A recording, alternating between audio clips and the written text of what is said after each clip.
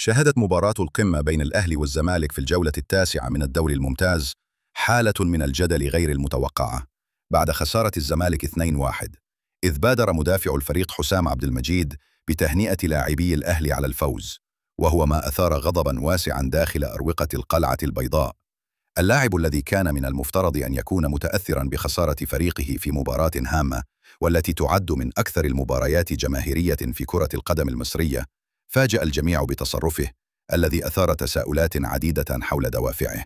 وفي أعقاب المباراة طلبت إدارة نادي الزمالك من المدير الإداري للفريق جون إدوارد التحقيق مع حسام عبد المجيد لمعرفة سبب تصرفه، والذي لم يكن متوقعاً في مثل هذه الظروف. ويعكس هذا الاستفسار حالة من الاستياء في الإدارة، خصوصاً في ظل الظروف الصعبة التي يمر بها الفريق بعد الخسارة. وكشفت مصادر داخل نادي الزمالك أن هناك مخاوف من أن تكون هذه التهنئة بمثابة تمهيد لرفض اللاعب تجديد عقده مع الفريق. يأتي هذا في وقت حساس، حيث لم يتم التوصل حتى الآن إلى اتفاق مع حسام عبد المجيد بشأن تمديد وتعديل عقده الذي يقترب من نهايته.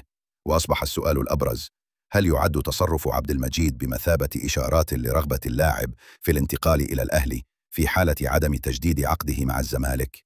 من جانب آخر، من المتوقع أن تستغل إدارة الزمالك فترة التوقف الدولي في أكتوبر المقبل لعقد جلسات حاسمة مع اللاعبين الذين اقتربت عقودهم من الانتهاء، وعلى رأسهم حسام عبد المجيد، من أجل تحديد مصيرهم بشكل نهائي.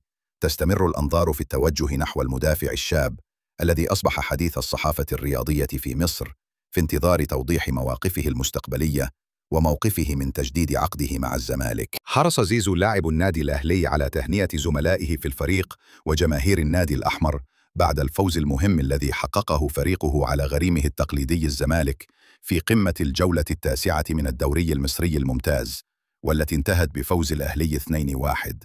وعلى الرغم من غيابه عن المباراة بسبب إصابة في العضلة الضامة، لم يفوت زيزو الفرصة للاحتفال مع فريقه وجماهيره، حيث نشر صورة لجماهير الأهلي عبر خاصية الستوري على حسابه في إنستغرام، وكتب تعليقاً: مبروك يا أبطال، في إشارة إلى الدعم الكبير الذي يلقاه الفريق من جماهيره. توج الأهلي بفوز ثمين في المباراة التي جرت على استاد القاهرة الدولي، حيث سجل الفريق هدفين مقابل هدف واحد للزمالك ليحقق النقاط الثلاثة الهامة في مشواره نحو القمة. ورغم غياب زيزو، أظهر الفريق الأحمر مستوى قوياً تحت قيادة المدرب ليواصل منافسته على المراتب الأولى في الدوري. بعد الفوز رفع الأهلي رصيده إلى 15 نقطة ليحتل المركز الثالث في جدول ترتيب الدوري المصري، بينما استمر الزمالك في صدارة الترتيب برصيد 17 نقطة، ما يجعل الفارق بين الفريقين ضئيلاً للغاية في بداية هذا الموسم المتنافس فيه على أشده. زيزو الذي يعتبر من أبرز لاعبي الأهلي هذا الموسم أثبت مرة أخرى ولاءه للفريق وجماهيره، حيث لم يتوانى في توجيه التهنئة والمشاركة في احتفالات الانتصار رغم غيابه عن اللقاء. مع استمرار الدوري المصري الممتاز، يسعى الأهلي إلى تحسين موقفه في جدول الترتيب، في حين يواصل الزمالك العمل على الحفاظ على صدارته رغم هذه الهزيمة القاسية.